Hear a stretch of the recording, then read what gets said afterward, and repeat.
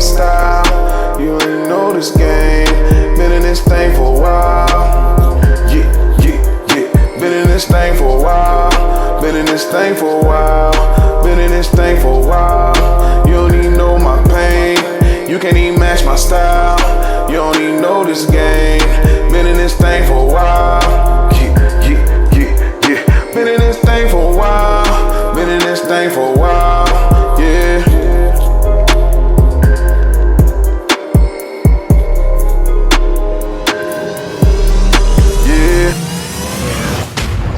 Starting light humor. So let me ask you, Mo, because this is a perfect question for you. Do you leave the house with those socks on, bro? Like, do you do the sock? Do you do the slides, no socks, or the uncle sandals, the leather sandal joints, just no socks? Do you do that? You got to that age yet? You're a raw dog, the world. The closest to the raw dog with the toes out is probably like the kind of like the Yeezy Crocs, Adidas Croc type deals. Like, and that's literally if I'm about to run to the gas station. For me, it'd be like I'm running to the gas station. I'm about to get a coffee because I didn't get that when I shopped, and I just need a coffee real quick and come back to the crib. That is, I mean, I'm not shopping that way. I'm not running errands. I'm not even really, you know what I mean? I'm about to run in here, literally get a coffee, come back to the crib. That's it. Ain't no barefoot. Like I'll go to the pool like that.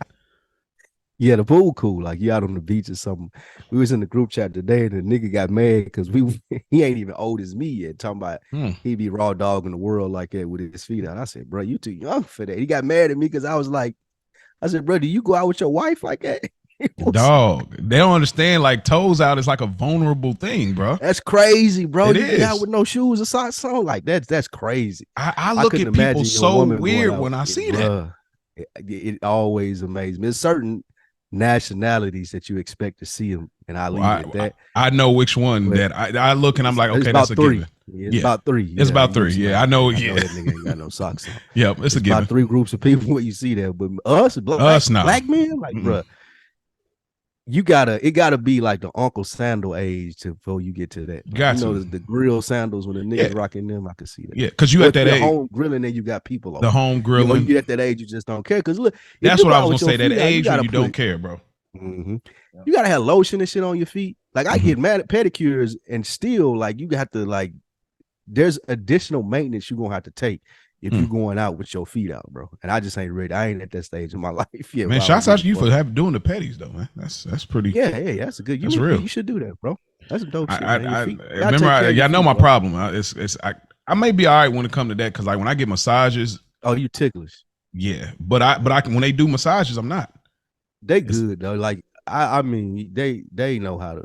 They know how to do it like we want to. It's probably like only with my wife or something. I don't know. It's probably anticipation, some like all kind of mental. That little Chinese lady start touching your feet and shit. You ain't even gonna feel. They gonna do their thing. They do their job. Yeah, I may get into that at some point. Yeah, should try it one time. The other one I have is hilarious too. I was with my barber and we rode up the street to the opening of a barber shop. It's just funny. I never had thought about this until then. Yeah, it was a new barbershop was open. He was going up at a holler at some of his homeboys. The niggas, they ride motorcycles. So it's too far to walk, maybe 10-minute drive. So it's quick little drive, but too far to walk, right? And he up there, he mingling and shit. And I was like, I had got, ready to go with my social meeting for the day. I was ready to go. So I was like, well, how long was you with him? I was up maybe 30 minutes. I mean, all together, I'm saying with haircut, all travel. Day? Oh, yeah. We had been together for a minute. Yeah. So, okay. Yeah, it may have been a couple hours. And I was ready, like you said, go to the crib. But the funny thing that came up, and I promise I never talked about this. I told him, I was like, bro, I'm finna go. And he left too. I was like, bro, you ain't gotta leave. You could have stayed up there. He shit, all them niggas ride motorcycles. I ain't getting on the back of no motorcycle. Oh man, bro. Man, he was like, I'll walk these. I didn't even think about it, bro. I mean, when he said it, it made perfect sense. Because it was either you're going to walk for 3 miles, which is about an hour walk, or I don't think he got Uber because he ain't really tech savvy. The nigga, of course, it don't take much to use it, but some niggas is like they is. It's just And he was like, bro, no, I can't stay up there, man. He was like, cause I would have had to walk home. And I was like, well, why you just want to ask? He's like, man, all them niggas drive motorcycles. What would it take for you to be stranded for you to hop on the back of a bike? Or would you walk?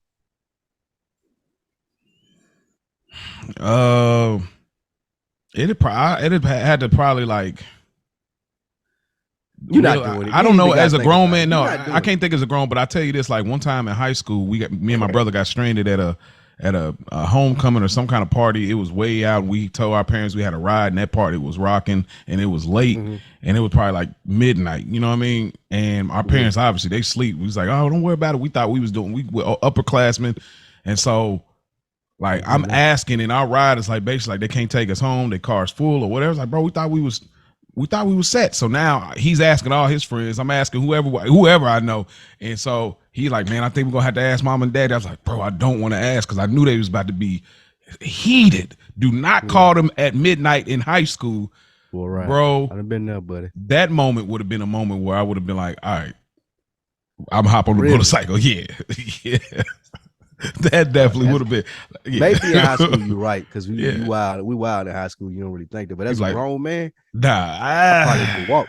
I ain't even gonna hold you. That's crazy that we as men are like that because I had really never considered that until he said that we were talking. He was like, bro, because where you gonna grab him? On the back of you gonna grab the shoulders? That's what I was gonna say, bro. Under the stove. There's no way that you gonna feel comfortable as a man riding on the back of a bike, bro. And that's crazy. That is insane. Nigga will walk an hour, 3 miles before you take a 10-minute ride on the back of a bike. Again, it's the vulnerability exposure. This positioning of how my knees are is a problem. All of it, bro. It's like a problem. You can't not hopping on no bike. I'll walk. I'll catch y'all there, bro. Yeah, sorry. I mean, like, you remember we used to ride bikes though. You get on the pegs, at least you can stand up and put your hand on your homie's shoulders. You're like, you're cool, but like motorcycles ain't built like that. That's funny, bro. That's a funny thought, right? Because you as a grown man, you never thought about it. You're like, bro, the nigga have to order. I'll call somebody to order me an Uber if I didn't have Uber before I hop on the back of a nigga bike. Anything, but I might get on the bus. What does that say about us? On the back of it. That's crazy. That's what I said too. That's what is that? Question we are nuts. That I asked him. I said, what do that say about us? Because I agree with you. Yeah. I know 100% what you're saying, but I still in a way know that's fucked up. I know. and I've been in positions where somebody would look at it in that way, where it was like, I'm not offended in my masculinity, you know what I mean? Or however it's being looked at. But for some reason you know what I mean? Think about how you even gonna ask a nigga, hey bro, let me get a ride up the street. Bro, like, what, nigga? You get the fuck out of I can't even, and then it's like, hop on. You mind running me up the street, bro? Like it's like, bro, like this, like, all right, bro, hop on the back, and then it's like, what do I hold on to, bro? Like, you better have one of them little sidecars. You know, some people be trying to hold on with their hands at the like, you can't even do that. You'll be thrown. Yeah, bro. I don't know, bro. I don't even want to ride a motorcycle, even if I'm driving it, though. To be honest, that's just not a thing. That's a fact. Yeah, I'll do the 4-wheelers and shit like that, but I may do something like that. Yeah, that's crazy. All right. What else? You said you had something lighthearted too. Well, let's bring it in on the check-in. Like, won't you bring us in? I'll bring it in within the check-in. It's not so lighthearted, but it is something. Oh, okay, I got you. Absolutely, man. Well, y'all know why y'all here. Glad y'all were able to tap in with us. Another week in the books. Chapter 63. Looks could kill. Mo, what up? What up? Y'all ain't had Fridays this good since Fridays was this good, and we bike. Super producer, podcast extraordinaire. Mo, how you been this week, man?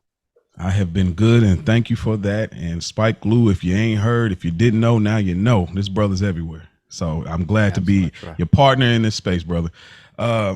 Things are good, man. Job is good. My wife is really starting to show now, and I get so mushy about it. You get nervous at all? Is the second one kind of like a walk in the park? It's not nothing's ever walking apart when it comes to this, because it's so nerve-wracking. But I'm enjoying it more because I'm at the age where I can appreciate everything. When we were pregnant the first time, I was 24, and so I'm like, bro, I'm in my mind, how am I gonna figure this out? What am I do? I'm stressing. Okay, I gotta get another job. What do I? Now I'm like, okay, I got more wisdom, more patience. look at her beauty, enjoy this. Look at her. She's carrying your son. She's carrying life in her. Enjoy it. You know what I mean? Enjoy this process. Make sure I'm just enjoying it a lot more. I mean, I know that's kind of, being a man, it's always a little different, but I'm enjoying it a lot more because I can not put a million stresses on me while I'm thinking about her delivering our child. So it's been pretty good from that aspect. But I'm getting real sensitive here lately, bro. I don't know what's going on. Does that happen? Did that happen the first time? I was at the first time. I don't know what was. I mean, I was probably like that way, but this is a different kind of sensitive. I cried for the first time in a long time watching something. What was you watching? Man, if I spoil it, sorry, y'all. But I was watching All American, the original, not the Homecoming. And spoiler alert, if y'all ain't seen it, then y'all want to fast forward. But so the father on there, Taye Diggs, a big pivotal character. The whole episode is going really normal. He's a high school coach now who went back to Crenshaw. He decided last minute he gonna stay with the high school, even though he had a college opportunity because them boys needed him, and he couldn't get a hold of like Spencer and all these things, and they was on bad terms and everything. So the wheel busted, and so they got in a real bad accident. All the kids got out, they were scratched up, beat up, but they were good. There was one kid that was left in the bus, and the bus was hanging off a cliff. And like they was looking at us like coach, don't do it. And he went in there and saved the kid, but they didn't even show him. So then they flashed from that to his kids walking in the house with the tears, and they had the music going. And I was like, bro, they really did it. He died. The realization that kicked in is like, we're all going to have that moment. It just hit me crazy, bro. I had to take my glasses off. And then even coming into the next episode with the funeral, I was like, oh, I'm folding clothes. I'm stopping. Like, bro, I just like, man, what is going on with me? It was an ugly face cry? Nah, was it no. Maybe. It might have been. I mean, it was a smooth, it was really a smooth one because it was just like tears are just running. They were just coming down. And I was just like taking it all in. I was looking around the room quietly, just taking it in, bro. Like I couldn't believe it. I was like, wow, what is going on with me, man? So yeah, but it's good to cry. I encourage black men cry sometimes. It's really good to get that outlet for real. Yeah. What happened when you don't want it to? You'll be somewhere and something random happens. You won't be able to snap out of it. You're like, man, well, I can't. What about you? What's been to take things in? What's been going on with you? Still trying to get to that workout routine like I wanted, man. Didn't work out as much as I wanted to last week, but still working on it. It's a work in progress. Other than that, just this, man. How's the food choices? Eyes on the prize. Solid. Okay. They're okay. Okay. Went as much pizza. As much pizza last week. Cut that out. So you still had some burgers and fried chicken and shit. So I got to start getting my salad game going. That salad game, is the vegetables and shit like that. I know. I just never feel like it. Once the end of the day roll up, it just never feel like it. So I feel you. Maybe I start meal prepping or something like that. Do you meal prep? Sometimes. What I'll do is I may start trying to do that on Sunday. What I'll do is if I'm cooking at the crib, I'm gonna get it's very hard to do, I think. But like if I'm cooking at the crib, I'm making something for tonight and I'm already trying to make the other thing for the lunch.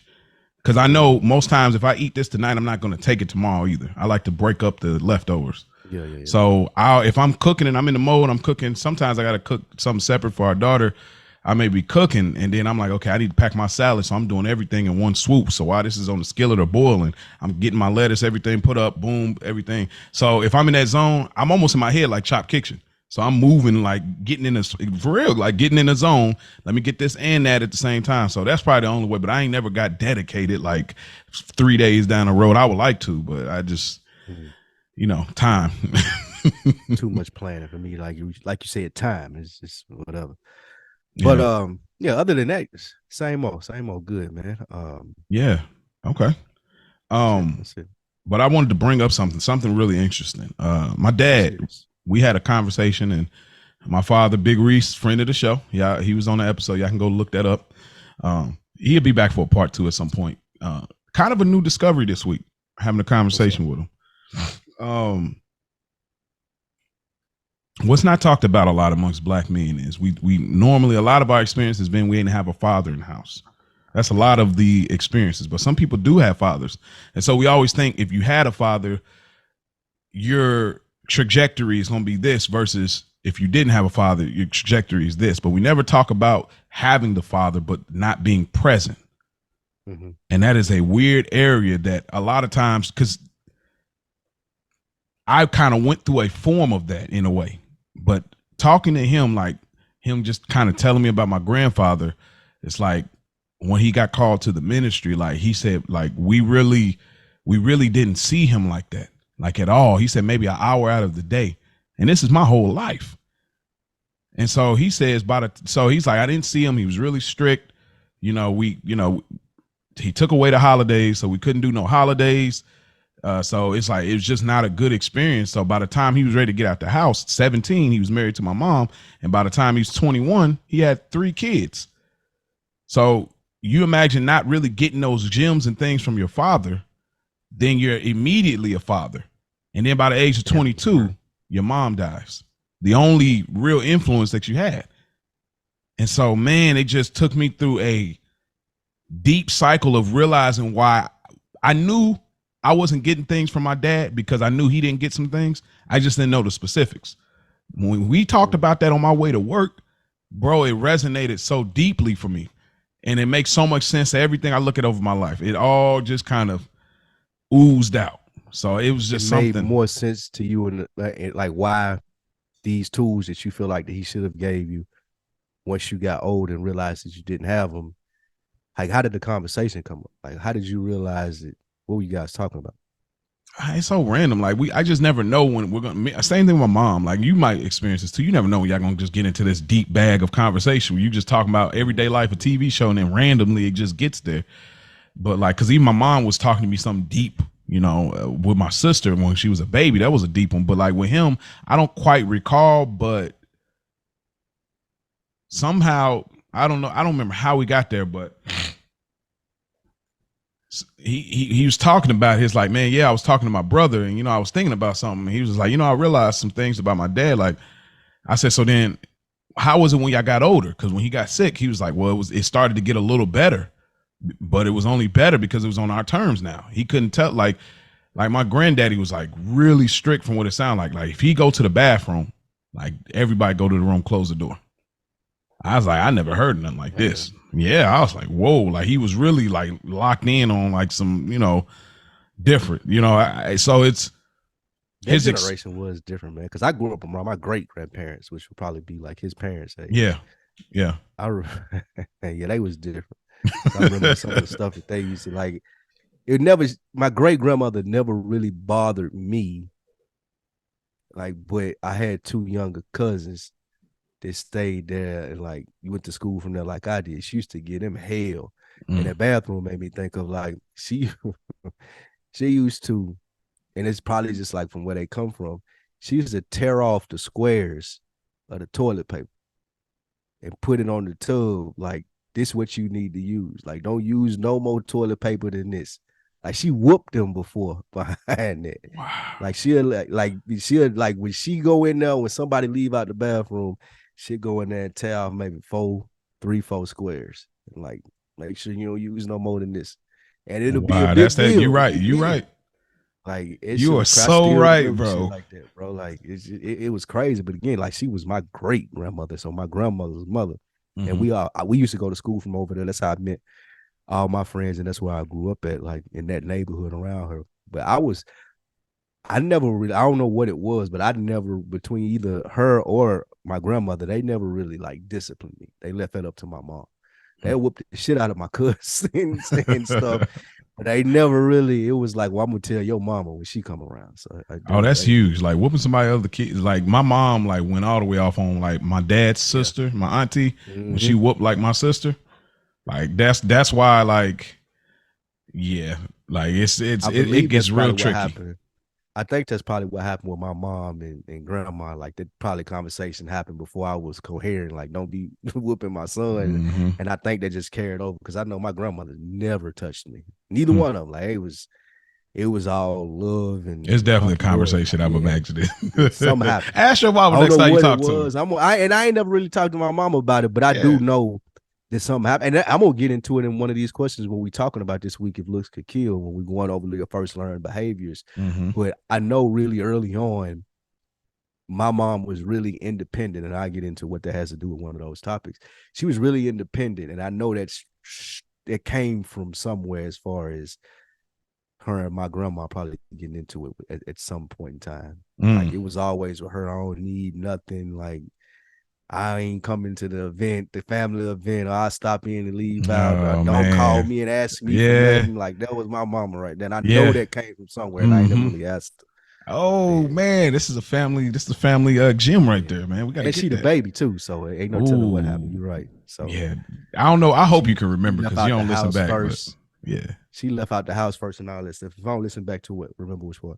That just remember to ask that, like next time you call your mom. I won't ask her next time I talk to him. Okay, it's like, hey, because you did. I'm imagining you did something that warranted a whooping at one point, right? With them. Oh yeah, I was. Okay, yeah, all right. I just okay. I figured. I was like, I know you was independent on your grades, but I was like, it never resulted in a whooping. I might have got a little hand slap or something like that, but the worst thing for them to do for me was call that. They threats to me was I'm gonna call your mama.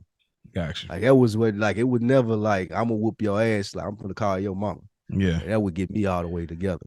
Yeah, that shit. That's good. That's power. That's all you want as a parent, right there. That part. Yeah. Like you want them to have that hard gulp.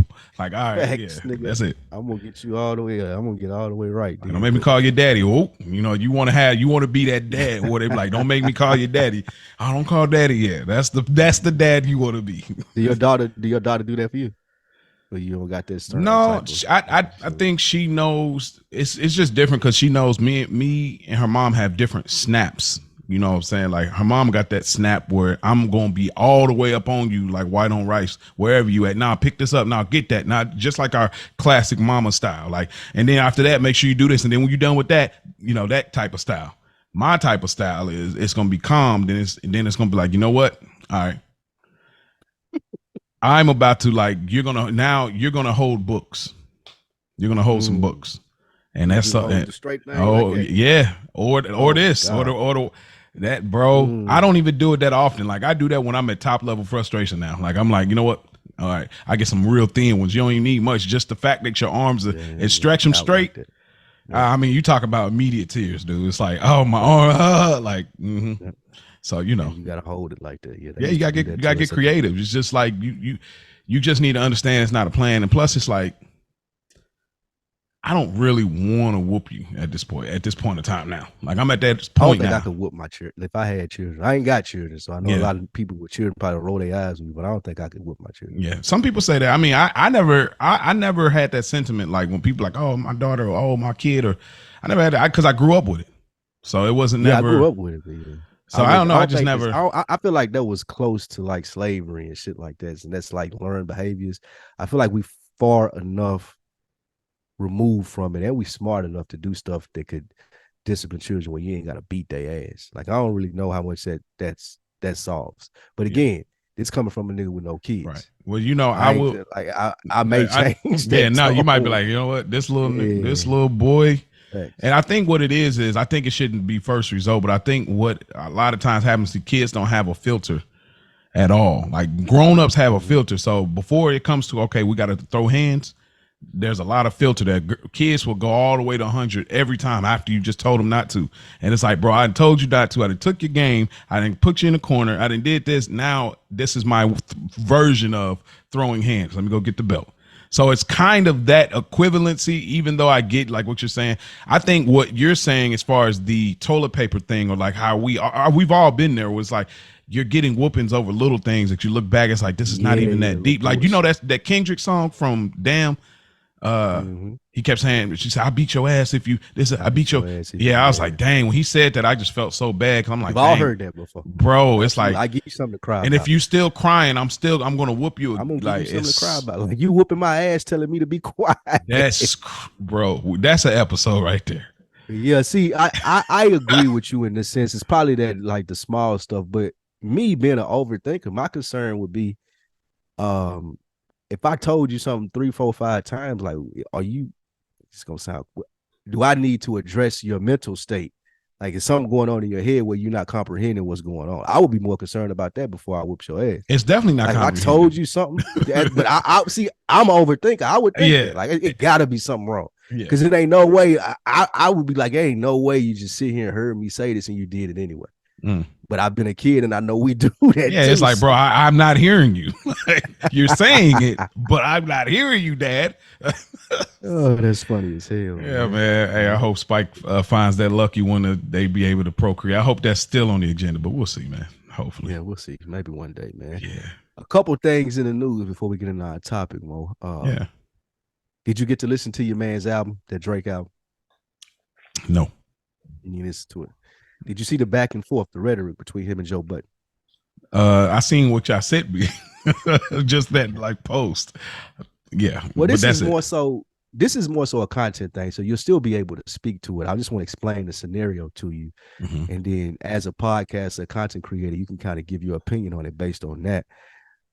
What happened? Of course, the last episode that Joe Budden did, he gave his thoughts on Drake's album.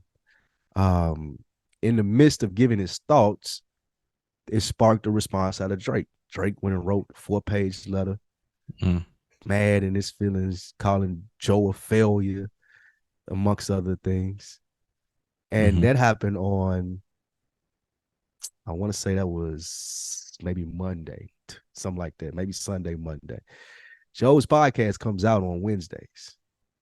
The normal podcast for the public usually drops on Wednesday.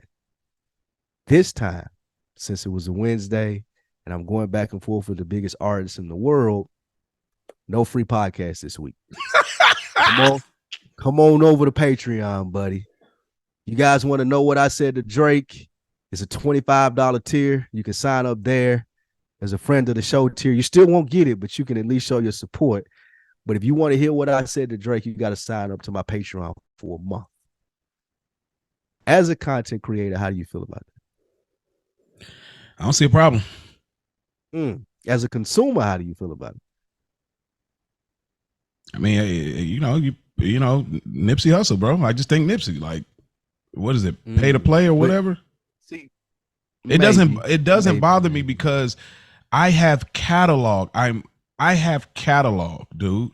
And not only is Joe on his own show, Joe is jumping around from time to time doing interviews and conversations with other podcasters too. So if you got to skip out this week, then do it. But it's like, I'm not mad about that, bro. You got how many free episodes? Excuse me, you mad about $25? Maybe 560 bro, episodes. What do we talk? He got multiple eras of the Joe Budden show podcast. Bro, yeah, get it. It's hard for you and I. It's hard for you and I to disagree with that because we know the game, the story, like behind it. And even my man said, he was like, "This is real junkie behavior right here." Junkie is crazy. Okay, junkie behavior. Oh, junkie. To reference Joe's old drug dealing and using days. And he was like, Drake said this. No, my homeboy said this. He was talking to me about it because again, he ain't signed up to the Patreon. Like, everybody's been talking about this. People were anticipating what he was looking to say. As a consumer, I was upset about it because I wanted to hear it. But as a content creator, I get it. It's like you say, like Joe's model in podcasting is subscription. Some people have advertising models, which means they get paid from ads and sponsors. Some people are subscription based, which means they make the bulk of their money out subscription. Some people sign their deals like Gilly and Wallow, which means they get money from a provider, somebody who like Barstool, who signed a podcast. A lot of different ways that you could make money. In Joe's case, and I hope people are interested in this to listen to podcasts, but in Joe's case, driving that subscription number up through a spike in interest is the absolute correct thing to do in business. As a consumer, again, I was pissed. I wanted to hear it, but I'm not paying $25 to hear it. I don't really care that much. I'm not engaged. I just enjoy Joe and the team and the squad.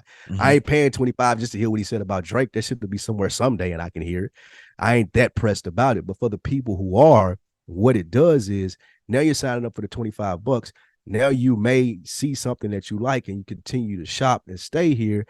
what that does is help me, because like you said, I got 560 free episodes, bro. I pay producers, people that do writing. I pay the video dude. I'm paying to get this shit edited, and I'm not asking anybody to help me with that. I'm just asking you to support me sometimes, and this is one of those times, so I get it. But I just brought it up because he's been getting a lot of backlash for doing that, been called a lot of shit. I wanted to address it here, see what you thought about it, man. Nah, this is Joe Budden. This is y'all want him to release the album. This is the album right here. Oh yeah, I'm hearing he went in, and again, it'll be out on YouTube in about 2 weeks. I ain't got to hear it today. He'll have another episode out Sunday or whenever it come out. But why not? But why not pay for it though? Why wouldn't you pay for it? You rock with him. I listen to too much stuff to designate that. So he don't have a pulse on it like that for you. No, he does. That's what I'm saying. They put too much. I'm never gonna get to this stuff. There would be no reason for me to pay for it. He do 2 podcasts a week now, and I can't listen to all of them. Okay. I tap in. Okay, that's different. Maybe an hour, 2 hours. Yeah. But I don't know. He put like 3-4 drops out on Patreon a week or whatnot. Then he got the videos. I don't watch podcasts. There's another conversation that we were having about it. It's like the video version. I don't watch podcast videos. I listen to everything audio. I don't watch anything on YouTube. Yeah, no, I don't either. Yeah, I listen to them while I'm doing something, and where I feel like I'm doing 2 things at once. So the only reason, if it were, I felt like I wasn't getting enough of it, then of course I dropped to 25. I love to support people because I know how this business is, but I don't need it. Like, there's nothing behind that paywall that makes me just like, well, I'm gonna sign up for that because I get enough of it. You do a 3-hour podcast on Wednesday, a 3-hour podcast on Saturday. That's 6 hours. I may listen to 4 of those. I don't need no more from you this week. I'm good. I listen to books and I got other podcasts I listen to. I got TV and sports. Is there anybody? I'm doing podcasts. Is there anybody that could pull that move and like, I'm paying for that? Because you're not really into albums as much these days.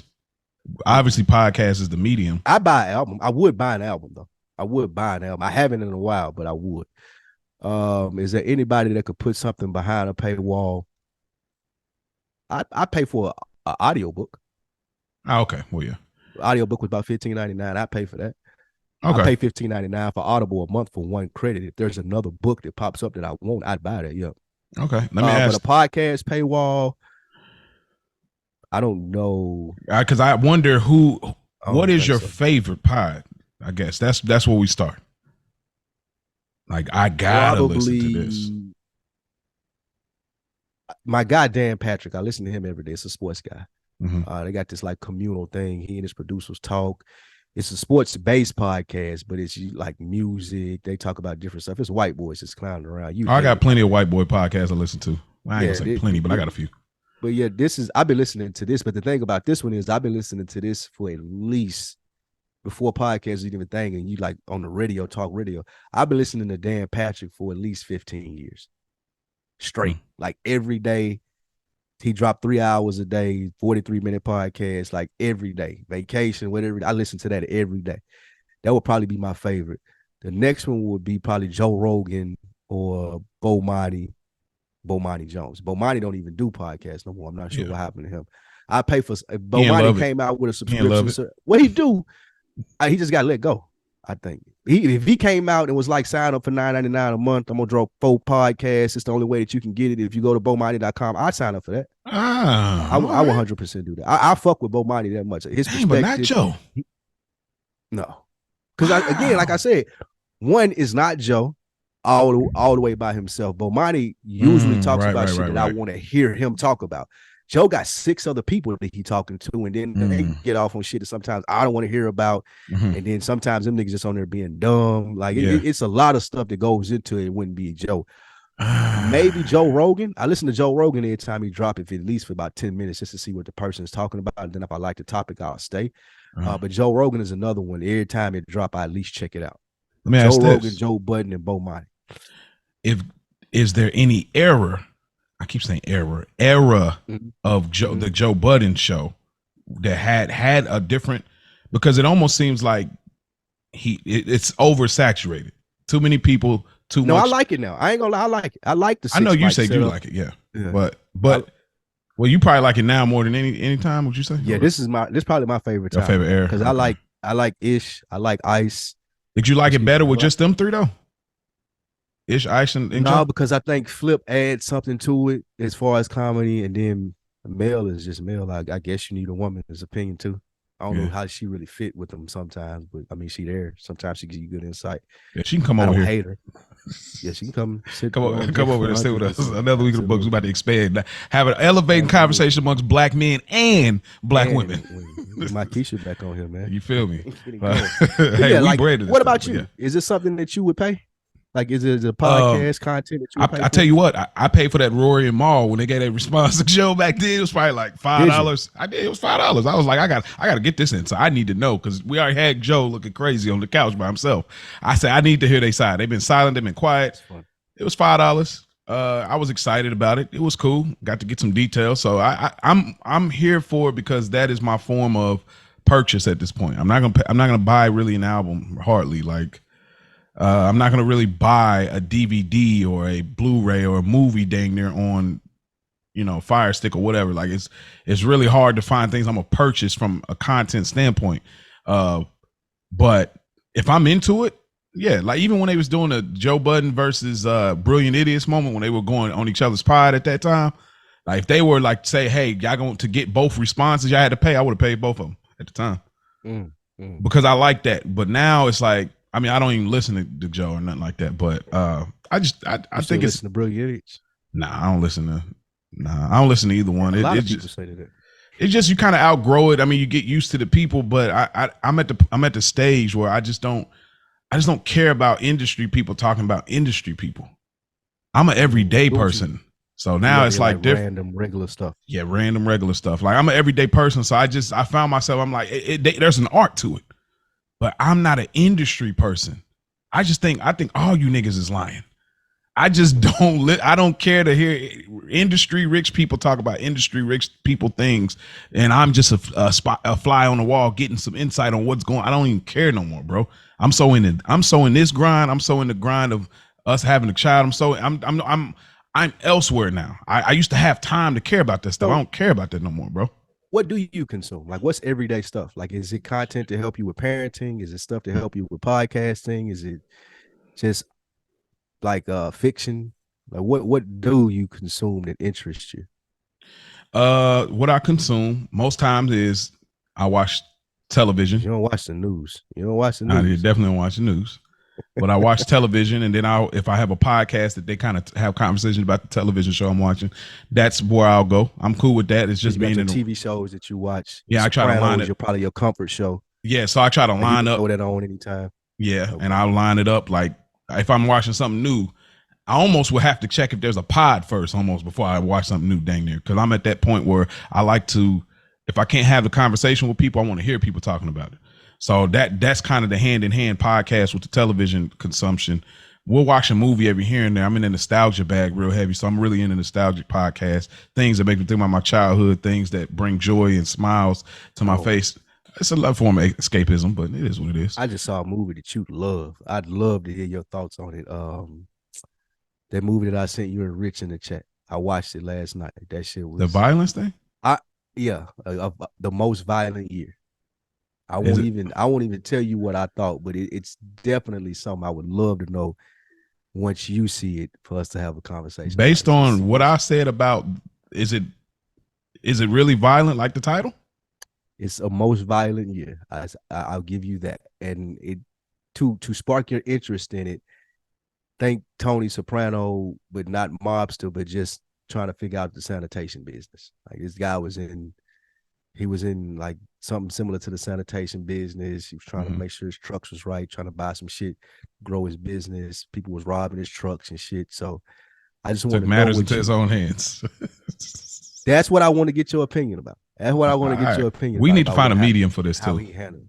All right. Because I want Rich to see this too. This is a decent movie that I have some thoughts about, but I want to know what other people think about it. It's called A Most Violent Year. It came out in 2016. I can't believe I missed it. Hey, bro, it's you see the market, but just to put a bow on it before we move on, I know y'all want to get to the real subject, but the algorithm, we got to touch all of those things. I would say I think Joe, it is kind of with something like this, it can come off like hustling backwards because you're oversaturating yourself in a way. You put out 6 hours a week, you got 6 hosts. you know what I mean? I think it's like there's a brilliance and a gem to once a week. There's even more of a hustle with the twice a week. But I think there's a brilliance to, but he's elevating obviously the podcast formula. That's all he do. If he still rapped or something, I would say different. But I think this is good for him because, like, again, if you're based on a subscription model, those numbers are gonna go up and down. You know what Joe should have did? I'm sorry. What's that? I hate to cut you off. Joe should have literally brought back remember them diss records he had for Drake? They did. That was part of the show. Because I was about to say, bro, same. Bro, they play sleepers at the end of the show. Oh. And everyone's sleeper. Yes. He said something about Parks. Parks had the sleeper was the Joe diss out him. Joe's sleeper was his diss about Drake, and Ice sleeper was his diss. Petty. Now that's right. Yeah. Because though people sleep on them disses, like he was cleaning Drake up. Like that's not and Drake was my favorite rapper at the time. But I was like, bro, he better do something. And then he just like let it ride because I think he knew like he was cleaning him up, but it was funny. Huh? It wasn't nothing Drake could do. Nah, he would have been reaching down, punching down, but still, like, yeah, that was smart. Real good play. Like, don't forget, we ain't forgot Aubrey. Yeah. Like, they ain't forget. They definitely, I saw the track for the sleepers that they played for that episode, and it was definitely all of those songs. Joyce was fire too, boy. He put out about 4 songs. Yeah, he was on his neck, man. He was waiting for that. It's been about 5 days, man. Where y'all at? Yeah, where y'all at, man? Oh, that was a good time in rap, man. That was a good time. That was, man. That was the hardest shit Drake ever said, man. That was Paul. That was the hardest shit he said. Nigga, you downstairs like a football team, nigga. Y'all were in the room. Like, bro, y'all was going to bed. Don't get me started about Drake. Like, he said, nigga, y'all heard us down here, nigga. Man, boy, it's their time now. Yeah, that's what everybody say. Like, yeah, bro. Like, that's the best Drake. The petty. I'm rapping. I got better things to do, but let me give you this for a moment. That's the best Drake. Like, yeah. Anyways, I don't want to go on I almost had a Drake podcast some years ago. Y'all, quiet as kept, but I didn't do it. Do that. Not knocking your skill or anything, but it was just gonna be like a track breakdown. Like each episode I was gonna do 2 track breakdowns, breaking down lyrics, breaking down scenarios. It was gonna be. I had a whole concept. I designed the whole thing up, but it never happened. So anyway, enough Drake and Joe. What's the name of it? Like the that was a podcast. That was a Kanye. That was a Kanye podcast. Yeah, that's where I got inspired from. Slipping on the name of it. We used to talk about it. You put me on one. He did one about your boy too. You're talking about Dissect. Yeah. Dissect. He did one on Igor too. Yeah. Dissect. It wasn't gonna be quite that level. Like I'm going deep and finding historical notes, but it was gonna be like catching the bars and the scenarios and trying to like piece it together to real life. It was gonna be something dope because I was doing this fake radio show that I was. Anyways, y'all want to hear all. If y'all want to hear that, y'all can DM us another week in the books, no spaces on IG. If y'all want to know more about Mo's journey to this point of podcasting or whatnot. But absolutely. But yeah. All right, before we get into the topic, man, again, if looks could kill, can't wait to see what you cooked up with this, Mo. Are you, I mean, you don't watch the news. Have you seen anything that's going on with the war in Israel? Yeah. Palestine and Israel? Yeah. Oh, you have followed that? Yeah. That's in your teachings, right? Yeah. Because you've studied the Bible. That goes back to I imagine you've seen things. I imagine people saying stuff. I imagine when stuff like this happen, I like to know the history. Shout out to Dan. You know, Dan. Oh yeah, getting his bag. Yeah, Dan was really. Oh yeah, Dan. He super clear. Dan is very well studied. Absolutely. He got me beat by far. Like I would never even. Yeah. But he'll get in his bag. But yeah, he and I talked about this a lot this week. He was giving me some history. Mm-hmm. Some other people sent me some stuff. I saw some stuff online. Did you have any thoughts about it? Hey man, he's on his way. It won't get us canceled. He's on his way. That's it. Jesus on his way. Yeah, I know where I stand. That's what I'm gonna say. That's it. Yeah, I think it's interesting.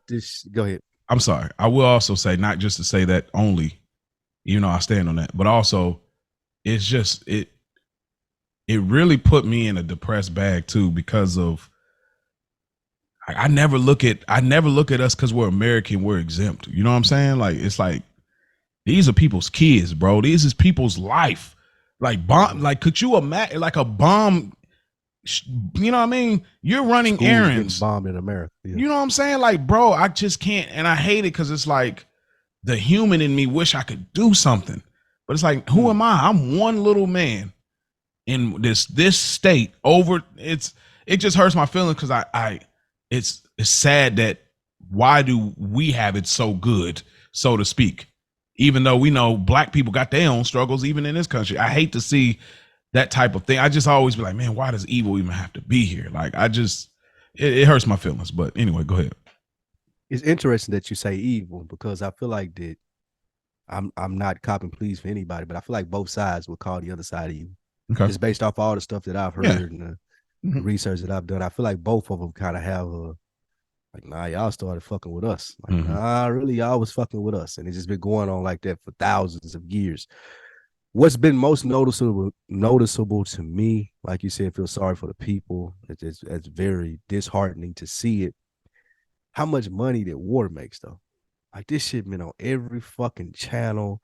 All this stuff has been dedicated to it. The ratings go up for news programs for CNN when war is in, which means people gonna buy more ads. So even in how they frame the conversation as to where we just got to talk about it so much before anybody does anything or offer any help, we just got to talk about it. Let's talk about it. Let's talk about it some more. Let's talk about it some more because that generates so much money for ABC, NBC, CBS, CNN, Fox News. So to me, that's the biggest thing that I take away from it because you can't look at any one of those channels. I know you don't watch the news, but even right now in the background, ABC World News Tonight special live from the Gaza Strip, the what's going on, and like every news place is over there, and it's sad that that's the focus versus figuring it the fuck out. The world is it's the ugliness. It's just I get it. I mean, people go to war, things, you know. I don't know. I told you, and for those that are listening, y'all be on the lookout. I'm going to put out some unreleased conversations amongst me and Spike, just because.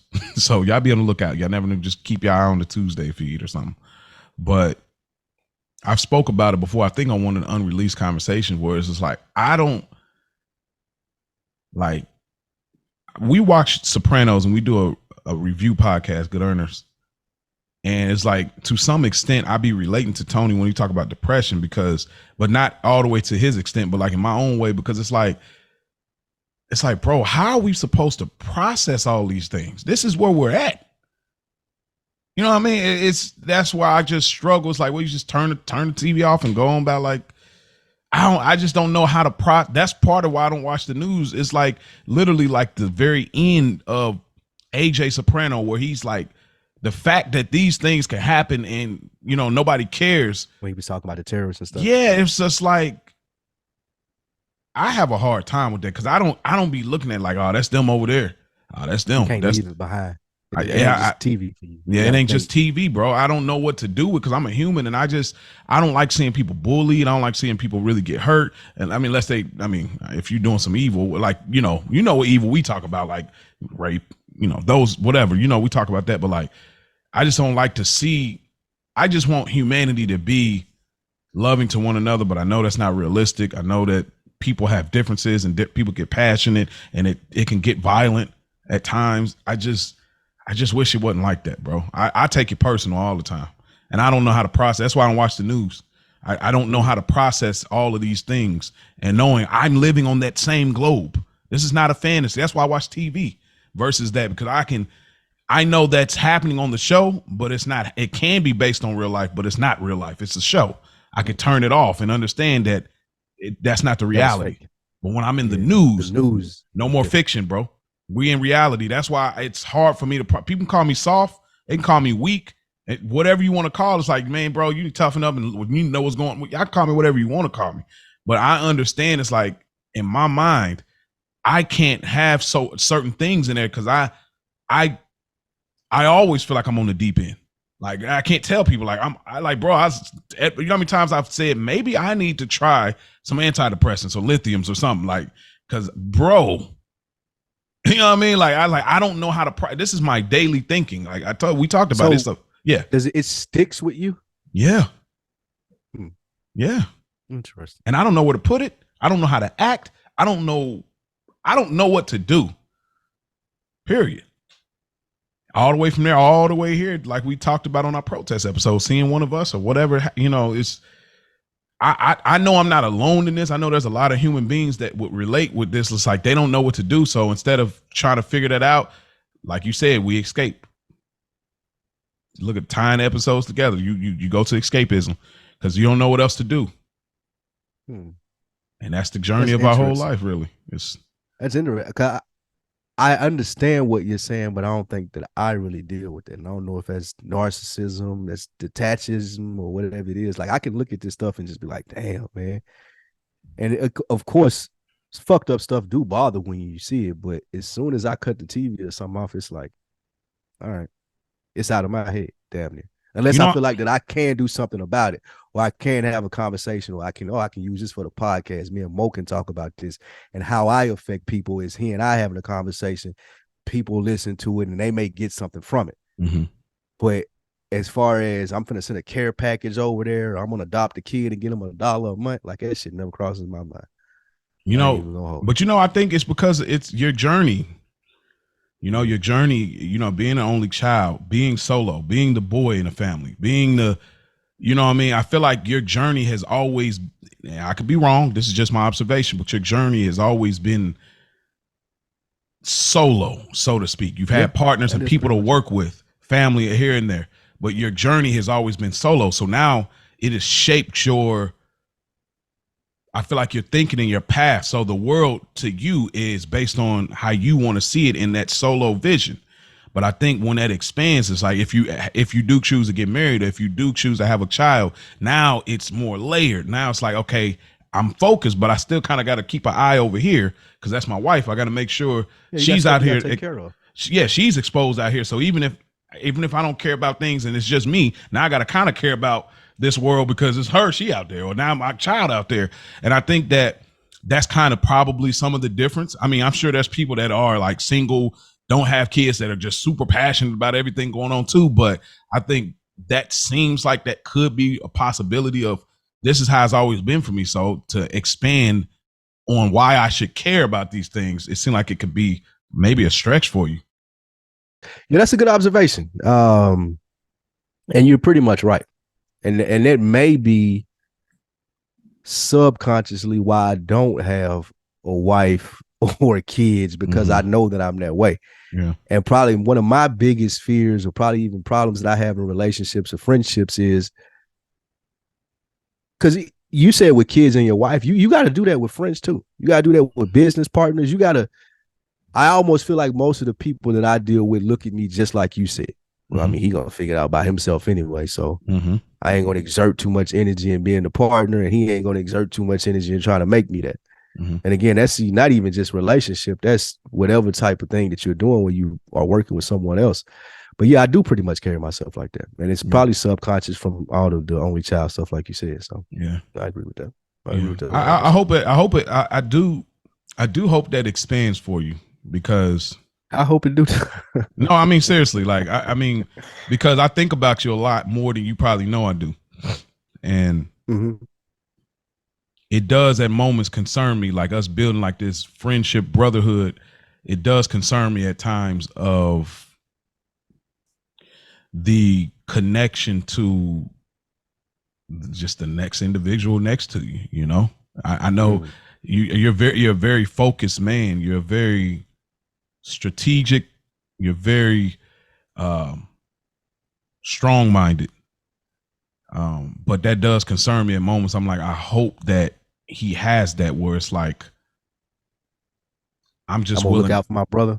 Even if I don't, I'm just gonna look out for my brother. I don't know you, but I would like to hope somebody would do this for me that didn't know me. You know what I mean? Having that kind of thought one day. You know, that's just, just something like that. I mean, getting to talk. That's one thing that I will say. Like the long part, you're right about. But a place that I'm at, like sometimes I feel like I can be too nice, or because I'm gonna believe motherfuckers at what they say. I'm gonna take them for where they are with. Like I'm not looking at you like, oh, he trying to shuck me or get over on me. Like, yeah, I'm gonna take you as your word for it. Like, you ain't got no reason to lie to me. And with that being said, yeah, I can overextend myself to friends or people who may be trying to get over, but I'm not even looking at them like that. Nor do I let it affect me in my next relationship. So to your point, I'm pretty sure that if you ask anybody that knows me and you had brought that concern up, they were like, nah, not Lou. Lou gonna make sure, like, you ain't gonna do no shit to leave you out. But like, I mean, I'm talking about who yourself. you don't know. That's what I'm talking about. Yeah. Like, even if you don't know. Like, I'm saying, like, that like, you don't know these people? Yeah, of course. Okay. Of course. 100%. I think that they would tell you that even in being like a solo person, and this will get into the first question here, and kind of it's a good piggyback to the thing. When you say what was your first learned behavior, my first learned behavior that I remember goes a lot into what we're talking about now. I never forget my my godmother, the lady that introduced me to the Dallas Cowboys, like made me a fan of them. She worked with my mom, and I met her through my mom, and maybe I met her twice, second or third time that this had happened. The first time she met me, she gave me like maybe $5 or something like that. And this was like 7 years old. Oh, that's huge. Like, nigga, like, yeah, damn near like 50 today. But the next time that I met her, the next time that I seen her, I remember this so vividly as even a child because I was so embarrassed by it. The next time that I seen her, before I even asked for anything, I had my hand out, like asking her for, like, you got $5 for me again?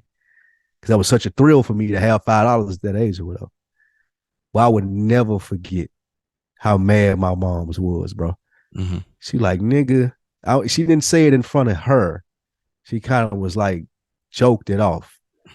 But the essential conversation after she left was, I bet not ever, ever see you going up with your hand out to anybody asking them for shit other than me. You need something, I can take care of it. Well, you better have it.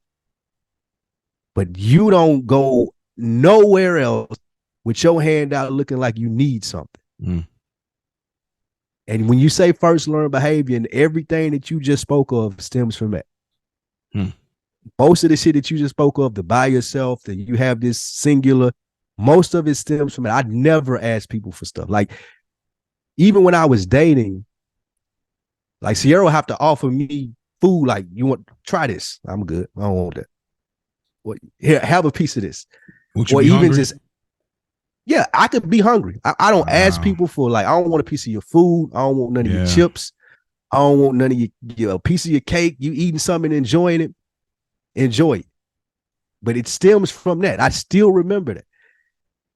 And at the same time, it makes me almost to the sense, and it's probably the only child thing. Like, if I'm eating something, I don't like when nobody asks for it. Yeah. Like, I was with my barber. Just the other day, like I said, I was with my barber. I went to Wendy's, and you get the little 4-piece. You're like, man, let me get one of them nuggets. I'm like, bro, like, it ain't but 4 in here. Like, you was just at the window, bro. What do you mean let you get one? And I didn't give him one. And, so what did you say exactly? Bro, it ain't but 4 in here. What do you mean? Well, I ain't never had one of the spicy nuggets. I'm like, well, bro, why you didn't get you none? Just about like a $14 meal. Yeah, keep it moving. But he know me. You know my personality by now. Probably like, was something. It ain't happening, bro. Yeah, like, you're not getting it. Like, you gotta get it out of your tip, bro. Get it out of your tip. Unless you were starving, like, then I would have went back and I'd have bought you some nuggets. Yeah, but you ain't getting. You know what I'm saying? But you're definitely not getting one of mine, bro. I'm like that too, though. But I ain't. Yeah. Don't ask. I hate when people ask. Don't ask me for my food, bro. I hate that. And again, I don't want to try your shit. I'm never gonna ask you. Like, man, let me get a little piece of that, man. Let me try that, bro. That's facts. I don't do that, but it all stems from that. And even the way that you were describing me, you said, I think about you, most of it stems from that. I don't ask people for anything. Like, people will have to, like, nah, take this, bro. Like, here. Like, of course, once you get more close with your friends, I ain't gonna say I've never asked anybody for anything in my whole life. I ain't gonna stand on that. But what I will say is that most of the people that know me, and like I'm explaining to you, they'll be like, yeah, that pretty much lines up. Yeah. Like, I had to be in a real desperate situation. You know what I'm saying? And people, if I'm asking them for it, they would know. I think, nigga must really Yeah, he he must needed. really like He want or asked. He need this. needed. Facts. So, but that stemmed from that very first time Okay. that she reprimanded me from that. And Okay. that was probably one of my first learned behaviors. You don't go asking nobody for shit, nigga. Like you can get that shit at home or you better figure out how to get it yourself. So, Okay. but a lot of that stems from what we were talking about too. What say you? What was your first learned behavior in life? Well, before I get there, I was gonna say before you get into it, Looks Could Kill is a chapter for chapter 63. Tell us how you came up with it, then go. I can't remember what I was listening to. It was some I was listening to, but this episode we talking about objectification. This is it's a huge conversational piece. Arguably could have had a woman here. Arguably. But just yeah, it all stems from hip hop. Like it's just foundationally stuff stems from hip hop, and I just think about these things. It's like learned behavior. You talk about where do we get this from, and then kind of like, you know, rap music and kind of the videos. I just kind of harken back to all these things. And then we get older and you realize, that ain't cool, bro. Like swiping a credit card between a girl's cheeks is crazy. You know what I mean? But we was like, yo, that was fire. You see that BT After Dark, bro? Yo, you see that 50 Cent? Come on, like, you know what I mean? But now you look at it, it's like, even last week talking about the girl, the rapper girl with the sex tape thing, it's like, you know, you're almost like objectifying yourself. You know what I mean? Like you're treating yourself as an item, not really like, you know what I mean? Like anyway, so great. Talking about Big Sexy Red. Yeah, her. Yeah. So it's just like I just been thinking about it, and I was just like, us as men, our behavior, and even I think I alluded to like a family member, like that's kind of a part of that. It's like, bro, we talked about escapism, and women is one of them for some men, or vice versa. And I talked about like a family member kind of like couldn't let it go, and it kind of put him in a spot that he violated inside of the family. So objectification is just really originally I was going to deal with addiction. That was the but we'll come back to that because I want to make sure we're ready because the you know, Denzel that gets deep, Jake. You know what I'm saying? So I was just like, I ain't ready yet. Like, so I last minute hit an audible and said, let's talk about objectification, kind of our behavior as men towards women and how our viewpoint has changed over the years. So that's how I got there, bro. Got it. And then what about learned behaviors for you? What was the first one that you could think of? Yeah. So my dad, like, speaking to him earlier in the show, he like I even talked to my wife about it before, but like even my bros, like my dad, like speaking of like not the father, not really being in there, like he talked about what women wanting him made him feel like. It built such a spark in him that he never had before. This acceptance, this attention, this swagger, it built so much in him that he kept wanting that feeling. So you're obviously pursuing women more and more, and you're not being told that that's not the way to go, that's not the approach, because you know he ain't got no, he don't have influence over me because he's not around enough. So that trickling down to me, my dad, when I finally got the age to actually have sex and pursue women, that was the mindset. Like he told me, it's like they could be fine, they don't have to be fine. You gotta, you know, he was basically like, get your numbers up, almost, so to speak. Like if they throwing it at you, go at it. Unless it's just flat out like it's a no-go. Like that was kind of the sentiment. Now I'm paraphrasing, it's probably more detail, but he told you this? Well, he said that's how he lived. That's how he lived. And so when it was time for me to get in that space, well, he wasn't training me that way, but he definitely implemented like a mentality of like, you know, you see that she might be this and that, you know, but she might got, you know, these legs or this and that. This is how you play it. So that's what he knew. He knew that best as a father. Like as a man, he knew that more than anything. So that's what I got most of my childhood, is like pursuing women. But it's crazy because I never felt the same way, but I was forcing myself into that learned behavior. Like, but I guess I broke away from it. You think to impress him? Not, to be like him. His body count is ridiculous. It's live up to the standard that he set. Live up to standard that he set. So chasing women, looking at women, body count as a his body count's crazy, but looking at women as put a number on it. What was? I'm sorry, I didn't mean to cut you. I need to know the context of ridiculous body count. Tell me. All right, the number he says, I don't believe him, but I tell you what I think it's probably closer. Tell me what he said. I want to know that one too. I think he might have said 500. I think realistically it's somewhere in the 3.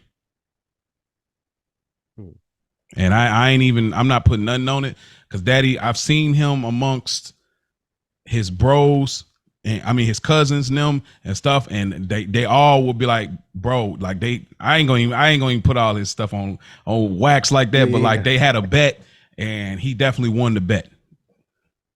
Can you achieve this many in this amount of time? And he definitely won the bet. He got it done. He got it done. Now they wasn't all 10s, obviously, but do you know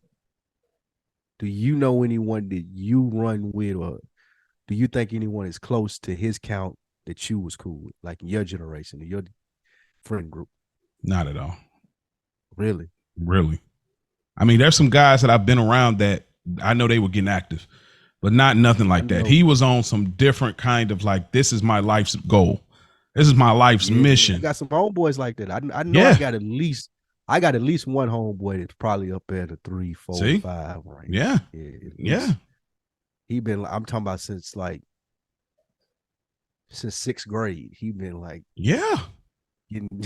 like that's their life. That's their whole, like, this is my talent. Yeah. His life revolve around. Like, I'm the NBA version of this is my, but so I know brothers like that.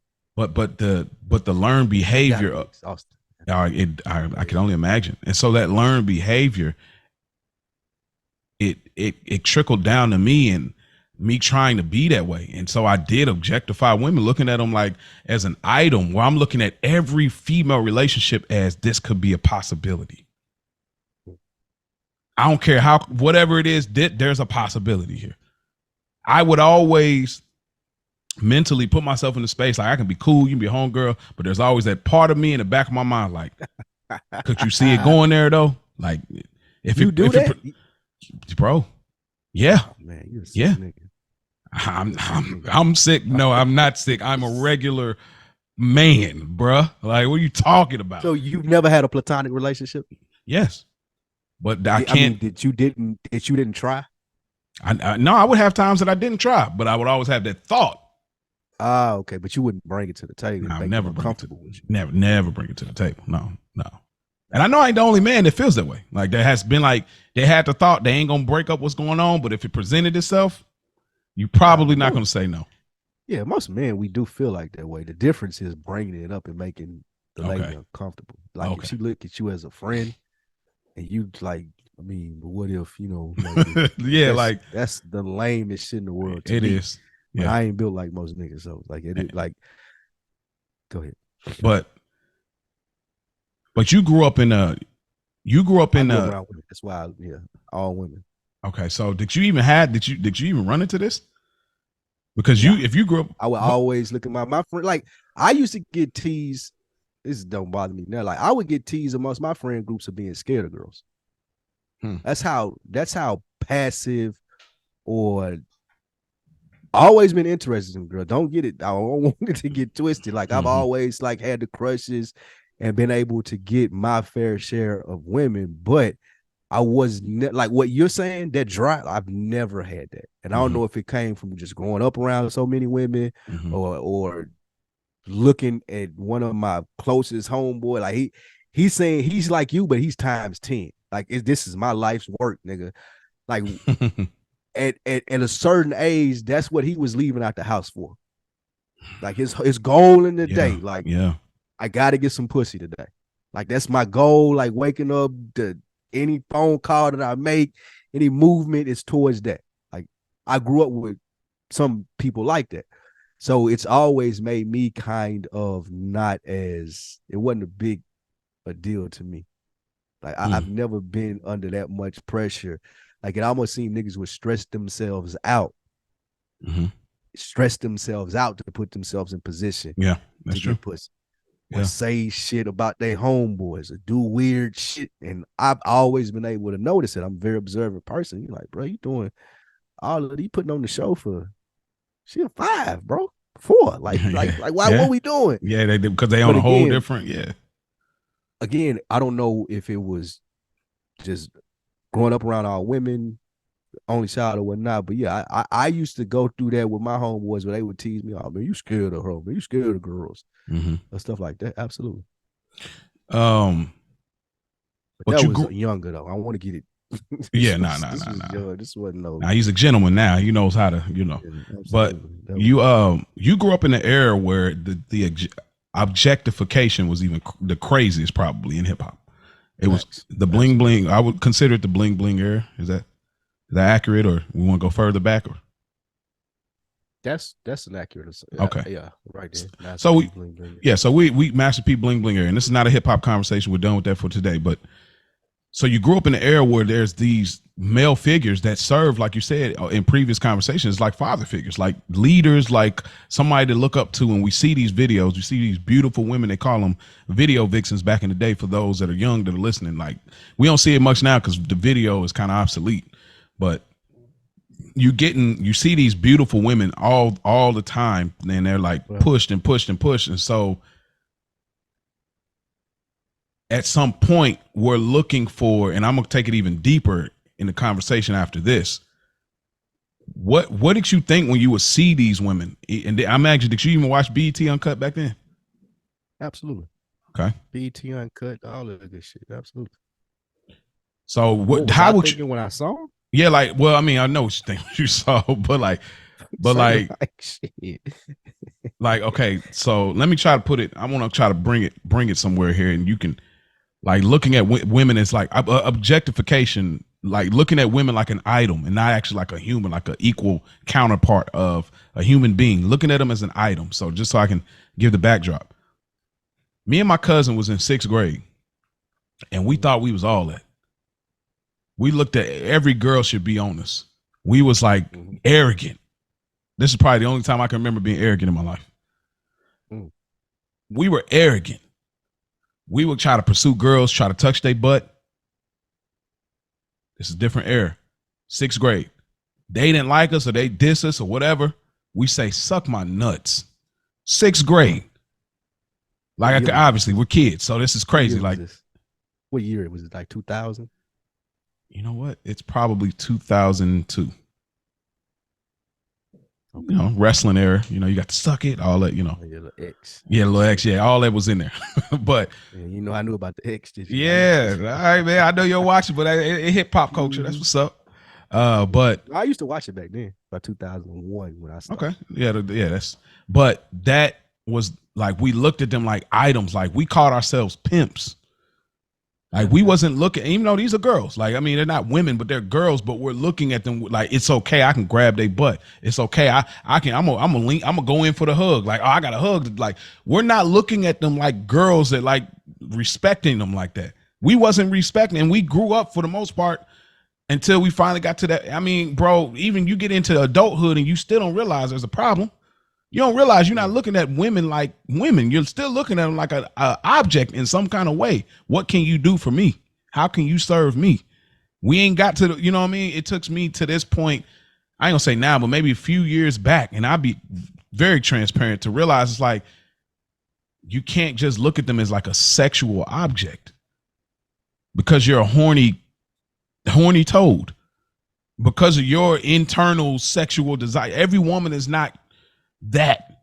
Like, look at them as your counterpart, look at them as your coworker, look at them as your friend, look at them as you can't, and a lot of men don't even realize this happens. Like, I can't tell you how many times I went out with my dad, and it's literally, and that's why I say I have to retrain myself, but I don't want to talk too much.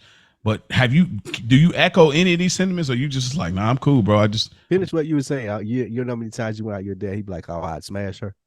Oh, it's always like, yeah, like, check her out. Like, yo, look at her. Like, it wasn't even like, you know what I mean? It doesn't matter. So I realized like some stuff is embedded in me that. Well, I think that's different from well, it may not be. I feel like as men, we always looking. That's the first thing that crosses our mind.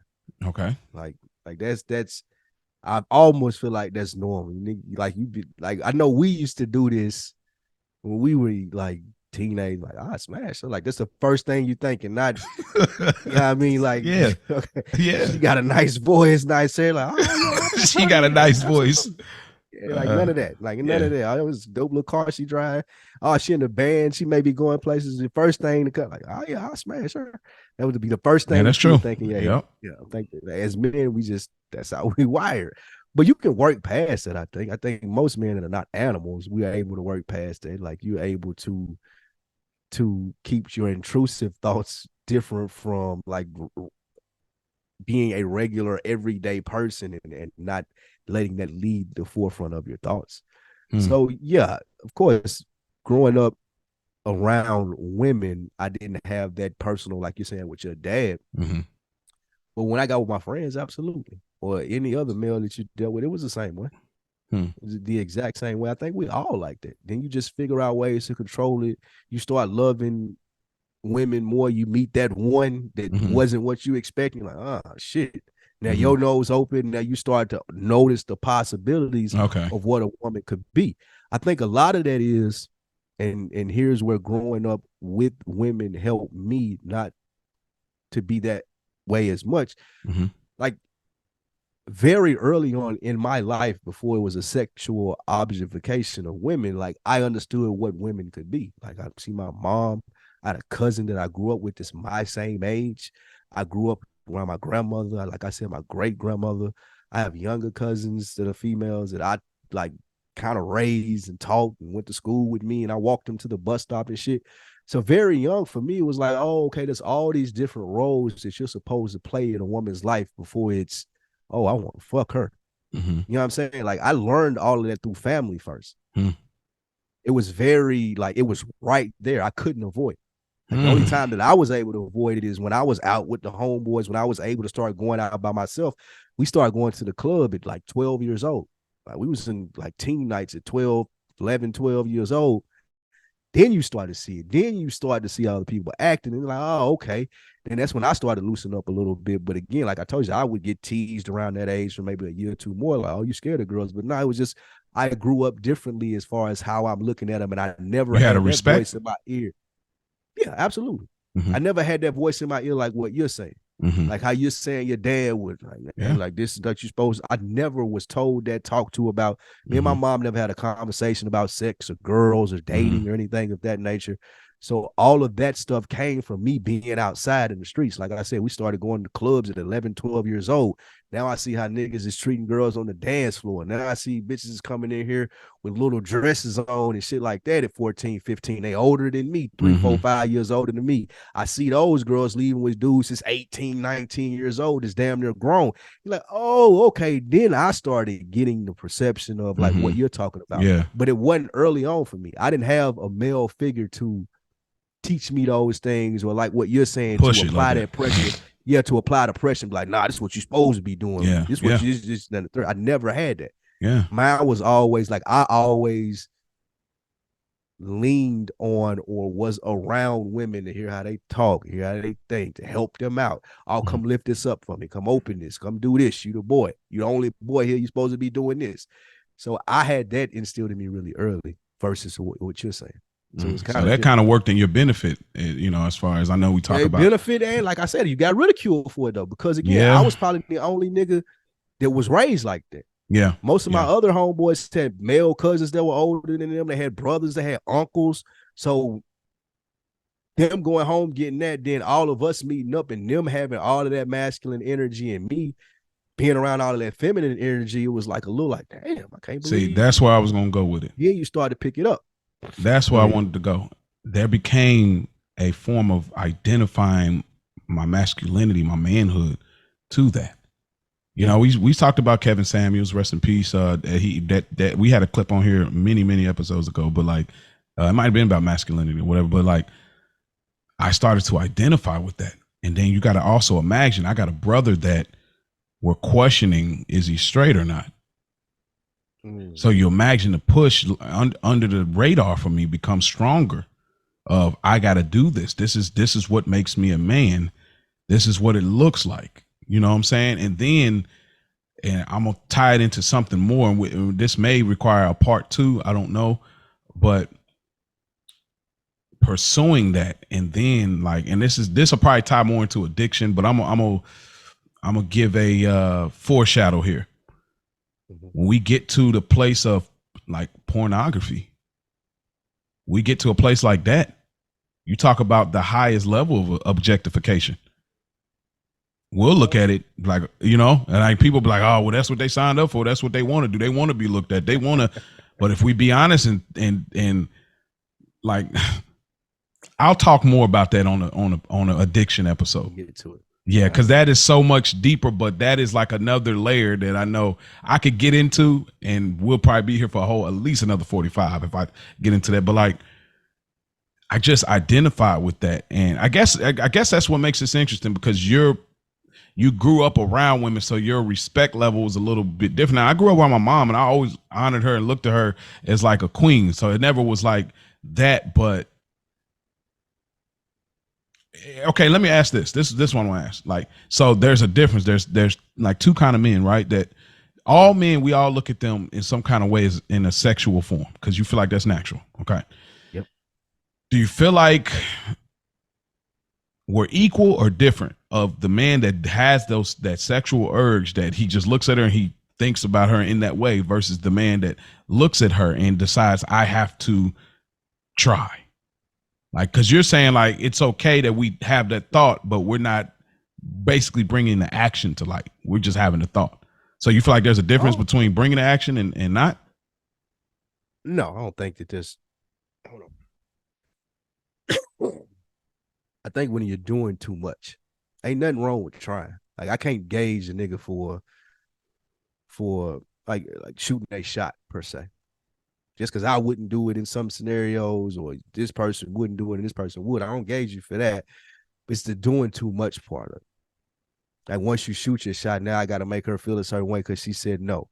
Or now I got to be extra with it when I get the number, and like when I go back over to the homies and just add the extra sauce to it. It's the, like I said, the approach is fine. I don't know. That's nothing to me. Like, I may not do it, but you may. But it's the extra shit after the approach, plus the approach. Like, I got to add this sauce to it because I'm that nigga, or because she didn't fuck with me, or she thought she was too good, or whatever it may be that you add to it that don't give her, like, she can just, like you said, she can just be a woman like, nah, I'm good. And leaving it at that, it's cool. But some kind of way or another that hurt some men's ego, because they build so much to themselves around, oh, I can get any bitch, or this, that, and the third. So when a bitch is denying them, now your feelings hurt. Now you calling them that is like a form of it. It is my bad. That's, females, ladies, I get it. That's a part of your language, but that is a funny thing right there in the midst of. But go ahead. Yeah, but yeah, that, you see what I'm saying though. Like, it's some dudes is like it. Like, bro, that's that for me would be the more of thing as far as anything else. Like, so like you start downing them and kind of.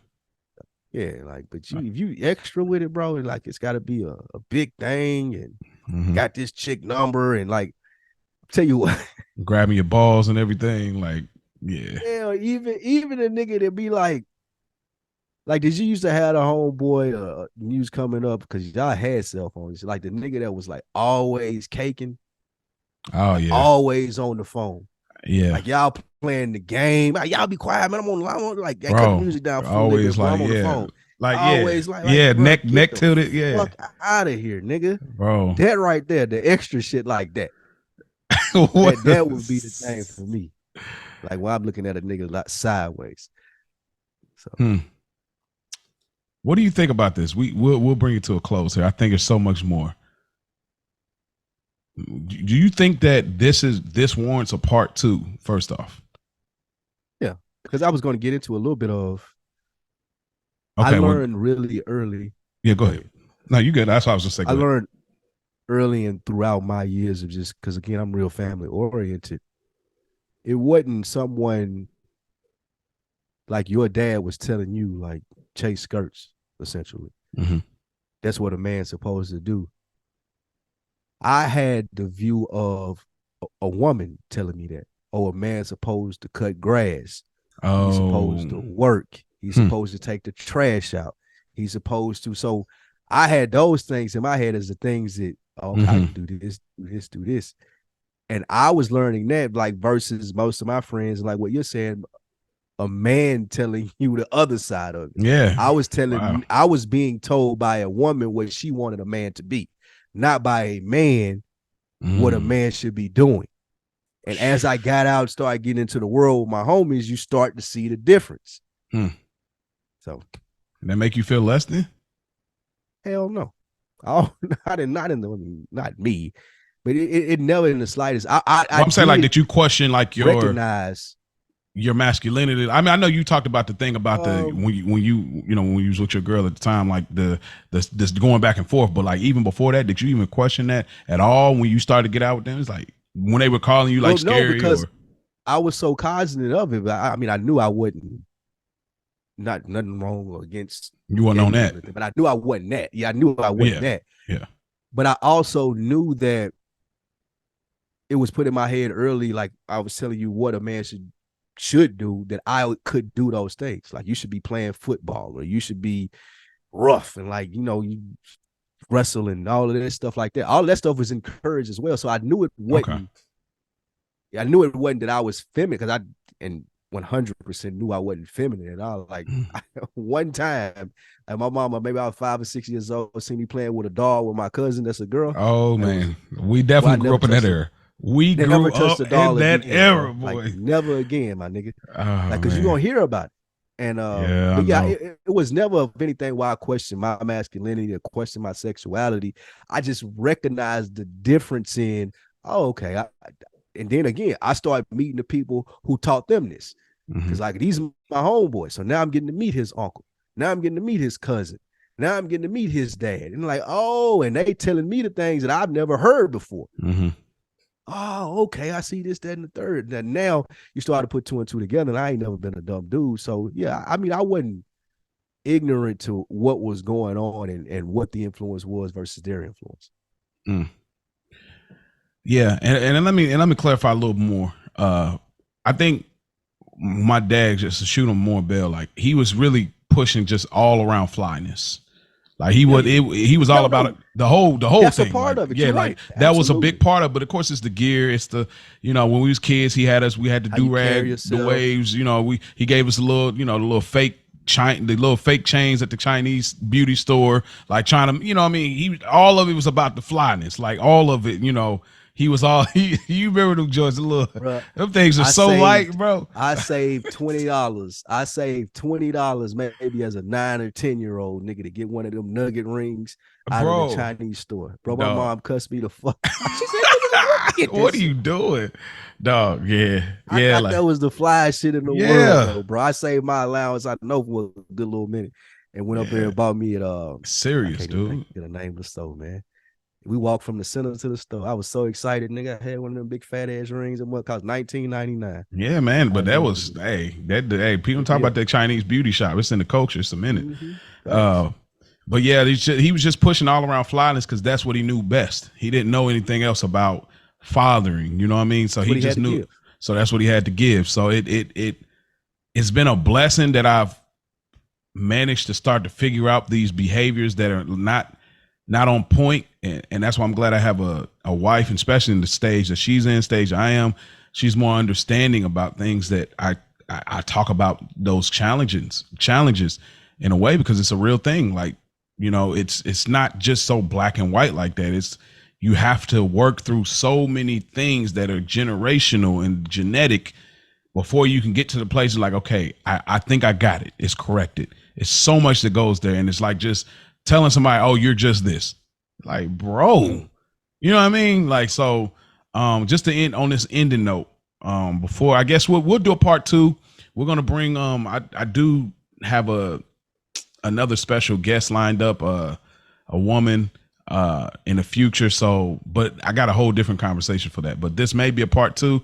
I got plenty of part 2s I want to do from some stuff we talked about, but we'll revisit that at another date. But I'll just say on the ending, supposed to tap in with us next week, right? Yeah, Rick should be Rick should be tapped in with us next week. So he'll probably give us his real time. Disappointed him so much today in the chat. I don't even know if he still want to come on, man. Oh man, that's crazy. Disappointed. Y'all wild, man. Y'all too. Wild. Y'all You're wild. You said Bernie Mac wasn't a funny comedian.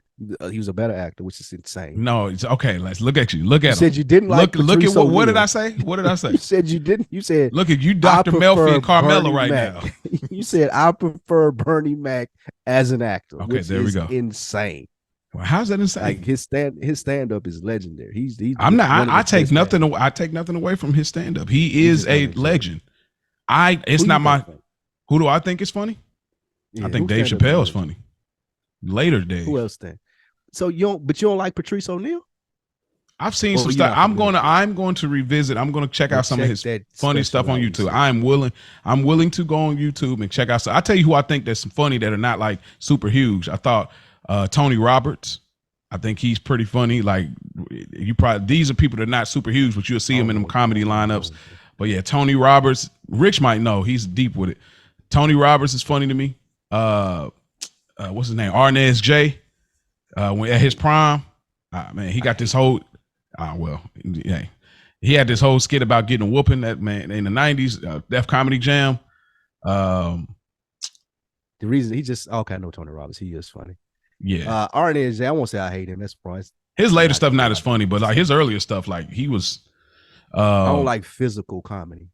Okay, well then that I can see you not liking it. Then that's part of it. That ain't necessarily the funniest part for me with the.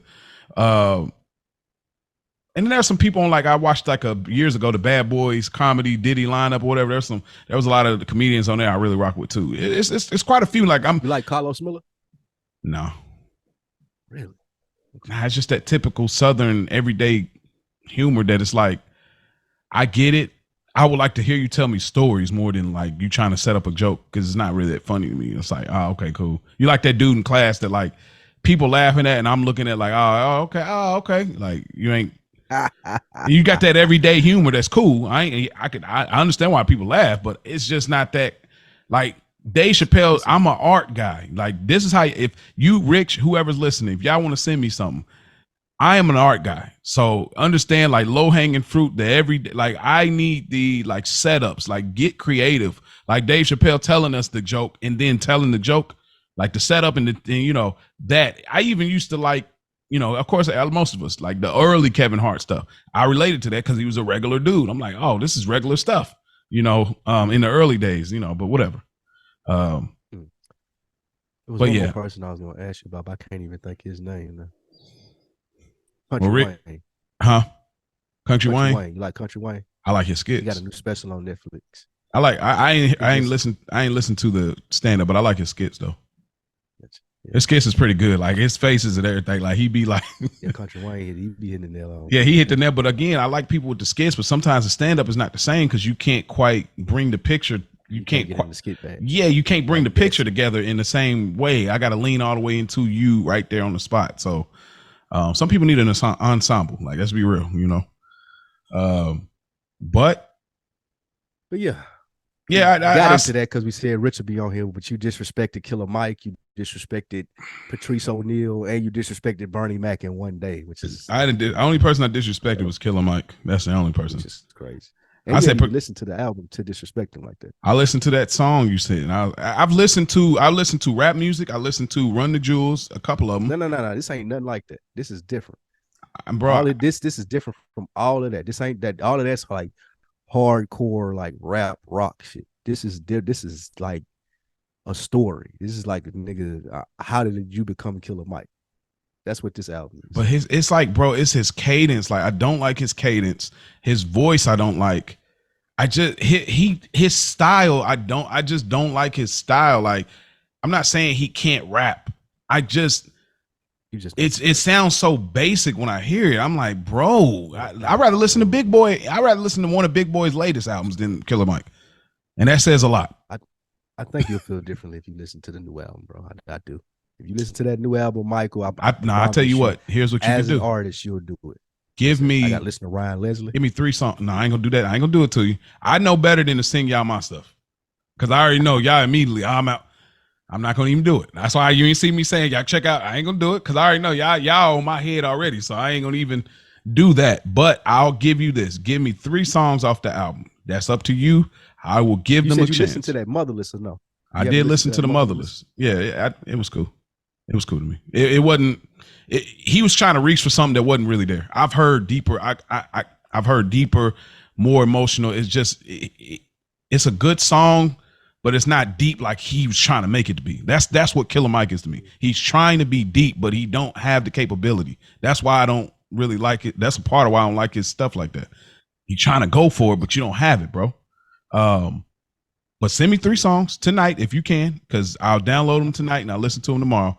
Give me 3 songs off the album that you feel like, okay, this is that reflects it. And if they're good, I hit you back and I say, I'm gonna check out the whole thing. But if not, you know, y'all get that reaction. But and I eventually I'll figure out something to send to y'all, but I know y'all like, anyway. But your Ryan Leslie Kid Cudi, man. I ain't gonna sing y'all no Ryan. I ain't gonna sing y'all no Ryan. I will think real hard before I sing y'all something, like, for sure. But all right, man. Well, before we get out of here, what you got going on lately, bro? Where can they find you? What can they check out? Anything you want the fans, the listeners, supporters to hear from Spike Lee at this moment? Make sure you guys go check out the On Deck TV show every Wednesday.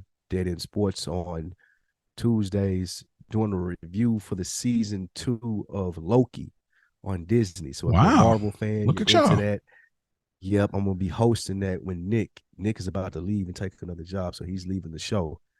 But I'm gonna take his place as host for the review of Loki, and of course, Good Earners. Another week in the books. Organics, you'll see us doing a lot of work with here in the next couple of shows and things that I'm a part of. Shout out to the good people over there, Build Organics, and you know, that's it. What about you? Yeah, same thing. I'm gonna keep promoting it, like, build the anticipation. But season 4, Roll, the audio drama series. For those that are listening that just really rock with me, whatever I put out, I'm gonna give y'all the real. It's gonna be behind a paywall. I've finally decided it is going to be an audio book. It will officially be an audio book. That is the decision I've made. So it won't be quite like the previous seasons as far as all of the sounds, but you will get my voice and you will get some other special things within it, but it will be an audio book. So it's going to be for purchase. It'll be all original. I'm reading it. It's not going to be a super long book. It's going to be just like in the sequence of episodes, but it'll be in chapters, 8 chapters. But that is the way I'm going to release it. So I don't have no legal troubles, no legal issues. I don't know the price yet, but I got to record it, but I really need a space to do it. And I'm not really at the location to do it right now, but that is the way it's going to be released. I want to put it on Audible, wherever I can put it. I want to put it there, but nonetheless, season 4, the audio book of Roll, the drama series, will be coming out soon. Good Earners every Monday. Appreciate y'all. The phone number, man, y'all can reach out 470-318-5034, 470-318-5034.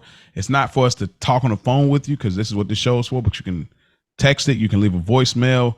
You can leave a topic. Like, show ideas, thoughts, comments, anything. And awitb2022@gmail.com. If y'all want to email us, whatever you feel about the show, leave reviews, leave comments, rate, subscribe. We need all that, y'all. If y'all feel like this show is revolutionary, if y'all feel like this show is powerful, we need y'all to do that, because we can't do it alone. It takes a village. So we need y'all, man. Do like Dro. Start anytime people looking for something new, put them on it. You know what I mean? So we appreciate y'all, man. Anything else? Go to YouTube, watch those, get those views up on YouTube. Oh, definitely YouTube. How could I forget? Like YouTube. You said, rate, subscribe, like. Rate, subscribe, like, tell a friend. Rate, subscribe, like, tell a friend. Rate, subscribe, like, tell a friend. I like it. We out. Yes, sir.